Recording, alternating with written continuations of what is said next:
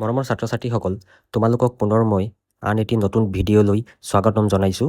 আজিৰ ভিডিঅ'টোত মই তোমালোকৰ সৈতে ডিছকাছ কৰিম ক্লাছ 7ৰ lesson number 4 some hearts speak best through art নামৰ যি পাঠটি দিয়া আছে, তাৰ যিবোৰ সম্ভাৱ্য পৰীক্ষাৰ কাৰণে দৰকাৰী প্ৰশ্ন, সেইবোৰৰ উত্তৰ তোমালোকে বুজি পোৱাকৈ সহজভাৱে লৈ আহিবলৈ চেষ্টা কৰিছোঁ। আশা কৰোঁ তোমালোকে ভিডিঅ'টো ভাল পাবা। তেন্তে ব'লা পলম নকৰাকৈ ভিডিঅ'টো আৰম্ভ কৰোঁ। তোমালোকে যদিহে মোৰ ভিডিঅ'বোৰ চাই ভাল পোৱা, তেনেহ'লে মোৰ চেনেলটো ছাবস্ক্ৰাইব কৰিবা আৰু লগৰ বন্ধু-বান্ধৱীৰ সৈতে মোৰ চেনেলৰ যিটো লিংক আছে শ্বেয়াৰ কৰি দিবা। আৰু লগতে লাইক কমেণ্ট কৰিবলৈ একদম নাপাহৰিবা। Question number 1, let's check how much we have understood, অৰ্থাৎ পাঠটো পঢ়ি আমি কিমানখিনি বুজি পালোঁ, ব'লা আমি চেক কৰোঁ। এটা কৈছে কুৱেশ্যন নম্বৰ 1 চোৱা, who was referred to as the silent queen by Dipu, অৰ্থাৎ দীপুৱে কাক চাইলেণ্ট কুইন বুলি অভিহিত কৰিছিল বা কাক ৰেফাৰ কৰিছিল। ইয়াৰ answer, Dipu refer to Medha as the silent queen, অৰ্থাৎ দীপুৱে মেধাক চাইলেণ্ট কুইন হিচাপে অভিহিত কৰিছিল। Question number 2, who was Shreya, অৰ্থাৎ শ্ৰেয়া কোন আছিল।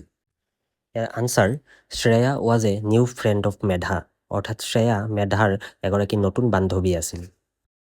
Question number 3, what did Tania notice about Medha when others were playing, অৰ্থাৎ শ্ৰেণীকোঠাৰ আন ছাত্ৰ-ছাত্ৰীসকলে যেতিয়া খেলা ধূলা কৰি আছিল, তেতিয়া তানিয়াই মেধাৰ বিষয়ে কি লক্ষ্য কৰিছিল।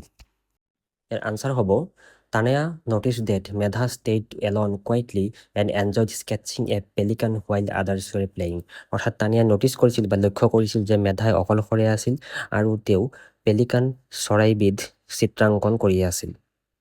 কুৱেশ্যন নম্বৰ 4, হোৱাট ইনস্পায়াৰ্ড মেধা টু ড্ৰ দ্য পেলিকান, অৰ্থাৎ পেলিকানৰ ছবি আঁকিবলৈ বা চিত্ৰাংকন কৰিবলৈ মেধাক কিহে উৎসাহিত বা অনুপ্ৰাণিত কৰিছিল। আনচাৰ হ'ব, Medha was inspired to draw the pelican after reading about it yesterday, অৰ্থাৎ যোৱাকালি এই পেলিকান নামৰ চৰাইবিধৰ বিষয়ে মেধাই পঢ়ি ইয়াৰ চিত্ৰাংকন কৰিবলৈ তেওঁ অনুপ্ৰাণিত হৈছিল।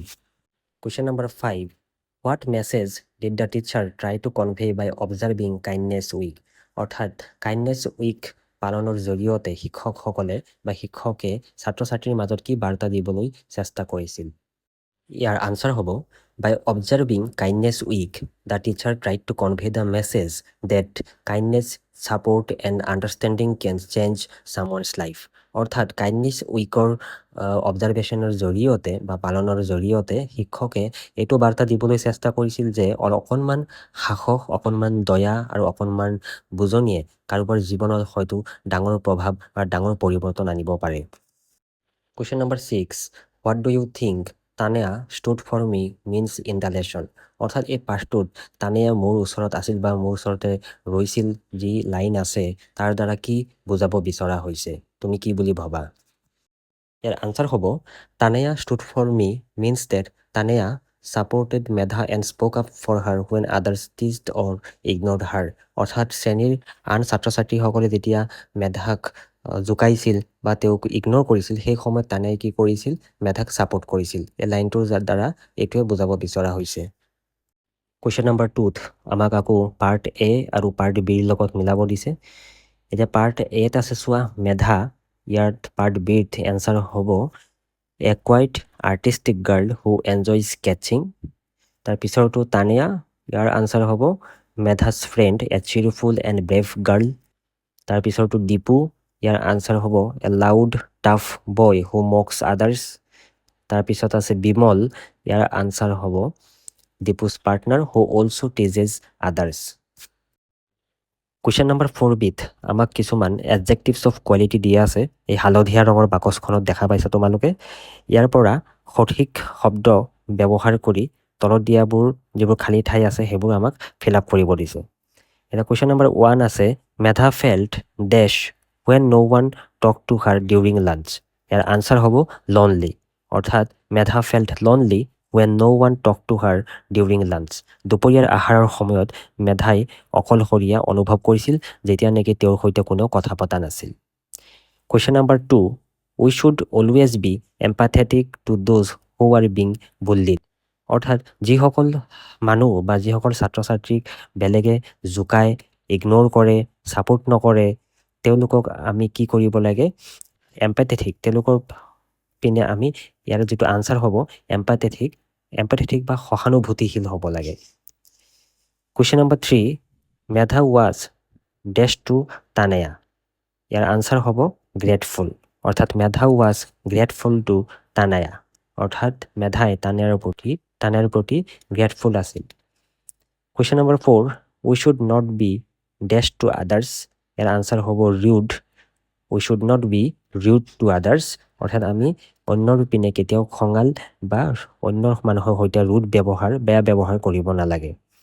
Question number 5, Tanaya was a dash girl who spoke for Medha. ইয়াৰ আনচাৰ হ'ব kind. Tanaya was a kind girl who spoke for Medha, অৰ্থাৎ তানায়া এগৰাকী দয়ালু ছোৱালী আছিল যিয়ে নেকি মেধাৰ হকে মাত মাতিছিল। কুৱেশ্যন নম্বৰ 5ত চোৱা, আমাক কিছুমান বাক্য দি আছে। আমাক কৈছে যে এই বাক্যবোৰ পঢ়ি কোনকেইটা বাক্যই তোমাৰ নিজৰ ব্যক্তিত্বৰ বিষয়ে বৰ্ণনা কৰে সেই বাক্যকেইটাৰ কাৰণে ওচৰতে থকা বক্সত টিক মাৰ্ক দিব দিছে। প্ৰথম বাক্যটো mocking and bullying others make me smart, অৰ্থাৎ আনক ঠাট্টা কৰি বা উপহাস কৰিলে মোক স্মাৰ্ট যেন দেখা যায়। এইটো কেতিয়াও আমি টিক মাৰ্ক নামাৰোঁ, কাৰণ মই ভাবোঁ যে আমি কেতিয়াও আন এজন মানুহক তল দেখুৱাই, নিজ দেখুৱাই বা তেওঁক ঠাট্টা কৰি উপহাস কৰি আমি কেতিয়াও নিজে ডাঙৰ হ'ব নোৱাৰোঁ। গতিকে ইয়াত আমি টিক মাৰ্ক নামাৰোঁ। 2 নম্বৰ বাক্যটো চোৱা, I always stand up for someone who is suffering silently, অৰ্থাৎ মই সদায় নীৰৱে ছাফাৰিং কৰি থকা বা মনে মনে অন্তৰতে ভুগি থকা মানুহৰ পক্ষত থিয় দিওঁ। গতিকে ইয়াত মই ৰাইট টিক মাৰিম, কাৰণ আনৰ দুখৰ সমভাগী হ'ব পৰাটো এজন ভাল মনৰ মানুহৰ উদাহৰণ হ'ব পাৰে। গতিকে এজন ছাত্ৰ হিচাপে, এগৰাকী ছাত্ৰী হিচাপে আমি আমাৰ অন্তৰত সদায় সেই দয়া ভাৱখিনি ডেভেলপ কৰিব লাগিব, যাতে আমি আনৰ দুখত দুখী হ'ব পাৰোঁ, আনৰ দুখৰ সমভাগী হ'ব পাৰোঁ।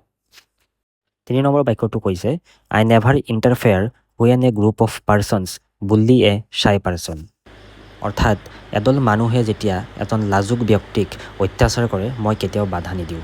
গতিকে ইয়াত আমি টিক মাৰ্ক নিদিওঁ, কাৰণ যেতিয়া আমি দেখিম যে এজন মানুহক অত্যাচাৰ কৰিছে, গালি পাৰি আছে বা বিভিন্ন ধৰণৰ অত্যাচাৰ কৰিছে, তেতিয়া আমি নিজৰ মাত মতাটো উচিত। তেতিয়াহ'লে হয়তো বহুত ধৰণৰ ক্ৰাইম আমাৰ সমাজৰ পৰা হয়তো নাইকিয়া হৈ গ'লহেঁতেন। কিন্তু যদিহে আমি সেয়া নকৰি কোনোবা কাৰোবাৰ ওপৰত অত্যাচাৰ কৰিছে আমি চকু মুদি তাৰ পৰা গুচি আহোঁ, সেইটো আমাৰ কাৰণে ভাল লক্ষণ নহয় বা আমি নিজকে এজন ভাল ব্যক্তিত্বৰ গৰাকী বুলি আমি ক'ব নোৱাৰোঁ। 4 নম্বৰ বাক্যটোত কৈছে, I know' about a person only by his or her appearance, অৰ্থাৎ মই এগৰাকী ব্যক্তি বা এগৰাকী মহিলাক কেৱল তেওঁৰ চেহেৰাৰ দ্বাৰাহে চিনি পাওঁ। এয়াও কেতিয়াও হ'ব নোৱাৰে, কাৰণ এজন ব্যক্তিৰ চেহেৰাই সকলো বস্তু কৈ নাযায় বা সকলো বস্তু এজন ব্যক্তিৰ চেহেৰাতে লুকাই নাথাকে। আমি কেৱল চেহেৰা চাই এজন ব্যক্তিৰ সম্পূৰ্ণ ব্যক্তিত্বৰ বিষয়ে আমি ক'ব নোৱাৰোঁ। গতিকে ইয়াতে আমি টিক মাৰ্ক নামাৰোঁ। তাৰ পিছৰ বাক্যটো, I always treat others with kindness and respect, অৰ্থাৎ মই সদায় আন ব্যক্তিক দয়া আৰু সন্মান সহকাৰে ব্যৱহাৰ কৰোঁ। এয়া সঠিক কথা বা সঠিক এটা ষ্টেটমেণ্ট দিয়া আছে। গতিকে ইয়াত আমি টিক মাৰ্ক মাৰিম, কাৰণ ব্যক্তি সৰুৱে হওক বা ডাঙৰে হওক, ধনীয়ে হওক বা দুখীয়াই হওক, সকলোৰে নিজা আত্মসন্মান আছে। আমি সকলোকে এগৰাকী ছাত্ৰ বা এগৰাকী ছাত্ৰী হিচাপে, উঠি অহা ভাৰতৰ নতুন প্ৰজন্ম হিচাপে সকলোকে সন্মান সহকাৰে আমি ব্যৱহাৰ কৰাটো উচিত। Question number 9B, read it sentence carefully, fill in the blanks with the correct verb form given in the brackets, অৰ্থাৎ আমাৰ ব্ৰেকেটত কিছুমান ভাৰ্ব দি আছে, সেইবোৰ কাৰেক্টকৈ সঠিকভাৱে লিখিব লাগে। য'ত খালী ঠাই দি আছে, ৰাইট এফ ফৰ ফিনিট, অৰ্থাৎ ফিনিট ভাৰ্বৰ কাৰণে এফ আৰু নন ফিনিট ভাৰ্বৰ কাৰণে আমাক NF লিখিব দিছে। এতিয়া প্ৰথম বাক্যটো, মেধা এনজয়ছ ডেছ ষ্টৰিজ টু চিলড্ৰেন, ইয়াতে আমাৰ ভাৰ্ব আছে টেল, গতিকে কাৰেক্ট ফৰ্মটো হ'ব টেলিং, আৰু এই ভাৰ্বটো হ'ব নন ফিনিট ভাৰ্ব, গতিকে আমি ইয়াত লিখিম NF।